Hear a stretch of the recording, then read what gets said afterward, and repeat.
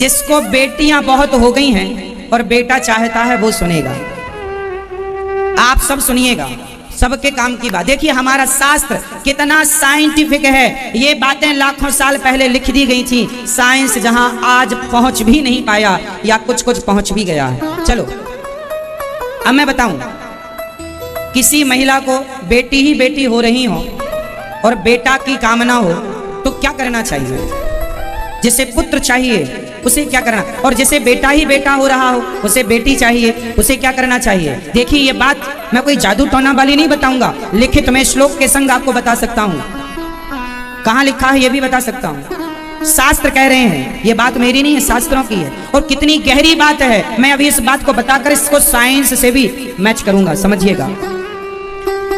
अब किस दिन गर्भाधान करने से लड़की होती है और किस दिन गर्भाधान करने से लड़का होता है, हमारे शास्त्र ये सब बताते हैं। सुनो, स्त्री का जब रजो दर्शन स्टार्ट होता है, जिसे कहते हैं पीरियड, जिसे कहते हैं मासिक धर्म, शास्त्र कहते हैं कि स्त्री का जो मासिक धर्म स्टार्ट होता है उस दिन से, वो पहला दिन से 4 रातें छोड़ दीजिए, 4 रातें छोड़ दीजिए।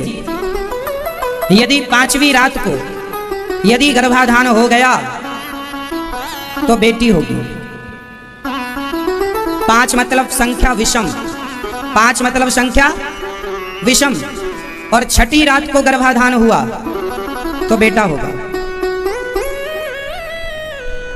सम संख्या में गर्भाधान ये शुरू कब होगा? जिस दिन महिला का टाइम स्टार्ट हुआ है, पीरियड, उस दिन से पहली रात, दूसरी रात, तीसरी रात, चौथी रात छोड़ के 5वीं रात गर्भाधान हुआ तो बेटी, 6ठी रात हुआ बेटा, 7वीं रात हुआ बेटी, 8वीं रात हुआ बेटा, 9वीं रात हुआ बेटी, 10वीं रात हुआ बेटा, 11वीं रात हुआ बेटी, 12वीं रात हुआ बेटा, सिर्फ 12।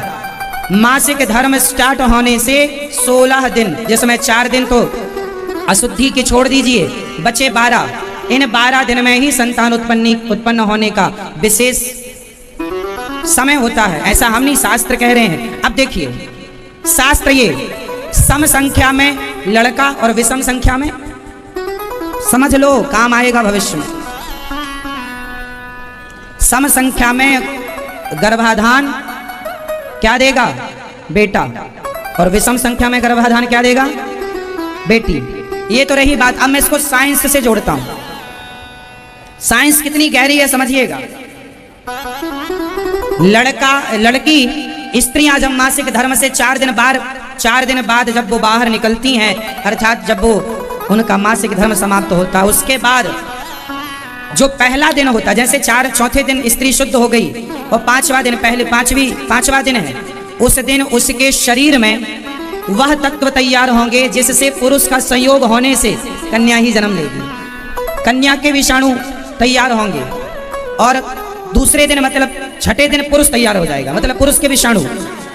ये फसल में भी होता है मैया, मादा पुरुष, ये सब चीजें पूरी सृष्टि इसी थ्योरी पर टिकी हुई है, पूरा संसार इसी पर टिका हुआ है। वो स्त्री के अंदर ही क्षमता होती है कि वो स्त्री रूप में एक्सेप्ट करेगा उसका। कहते हैं पुरुष का तेज स्त्री के गर्भ में जब जाता है तो स्त्री का रज पुरुष के तेज में मिलकर, वो जो रज होता है स्त्री के अंदर भी एक तत्व पाया जाता है। वह तत्व 5वें दिन स्त्री रूप में होता है, 6ठे दिन पुरुष हो जाता है। 7वें दिन क्या है, जो हमारे सेल्स होते हैं ना, बनते और बिगड़ते रहते हैं। तो स्त्री का सेल्स बिगड़ गया, फिर बना, वो पुरुष का बनेगा, फिर वो बिगड़ गया, तीसरा तैयार होगा वो। इसलिए एक दिन छोड़, एक दिन स्त्री का, एक दिन पुरुष का, एक दिन स्त्री का, एक दिन पुरुष का। इससे देखिए साइंस, आज साइंस यदि पता लगाएगी तो आज लगा चुकी है। तो यही साइंस भी कहती है कि जब स्त्री के अंदर एक तत्व ज्यादा होता है तो बेटी का निर्माण एक तत्व ये ज्यादा होता है, और जब 2 तत्व हो जाते हैं तो जुड़वा संतान हो जाती है। जुड़वा संतानें कैसे होती हैं? एक ही भाग 2 भागों में स्त्री और पुरुष का तत्व मिलकर जब 2 भागों में पेट के अंदर किसी कारणवश डिवाइड हो गया तो 2 संतान की तैयारी चालू हो गई पेट के अंदर। ये साइंस है। ये साइंस जो आज बता रहा है, हजारों साल पहले हमारे ऋषि मुनियों ने बता दिया। लड्डू गोपाल की पूजा किया करो। और लड्डू गोपाल की पूजा करते समय यही मांगा करो। वैसे तो भागवत सुनने से 7 दिन अगर आप भागवत सुने मन लगा के नियम से, जिस इच्छा से आप भागवत सुनेंगे आपकी वो इच्छा पूरी होगी, करेंगे ही भागवत उसे पूरी। लेकिन न्याय संगत हो, अन्याय संगत ना हो। अन्याय वाली इच्छा पूरी नहीं होगी, न्याय वाली जो आपके मुताबिक न्याय है वो उसमें। तो आप जो मांगेंगे वो देते हैं। तो लड्डू गोपाल की पूजा अवश्य किया करें, और हो सके तो हरिवंश पुराण और भागवत पुराण की कथा सुना करें। लड्डू गोपाल जी पे तुलसी दल चंदन लगाकर चढ़ाया करें। तुलसी दल चंदन लगा के लड्डू गोपाल पे चढ़ाएं।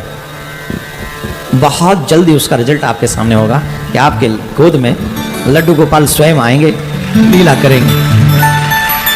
और एक और बात, जिनके घर में पुत्र ना हो, संतान ना हो, उन्हें भगवान के उत्सव में सम्मिलित जरूर होना चाहिए। जिनके घर के बच्चों के विवाह में लेट हो रहा हो, उन्हें ठाकुर जी के विवाह में लेट जरूर जाना चाहिए, शामिल होना चाहिए।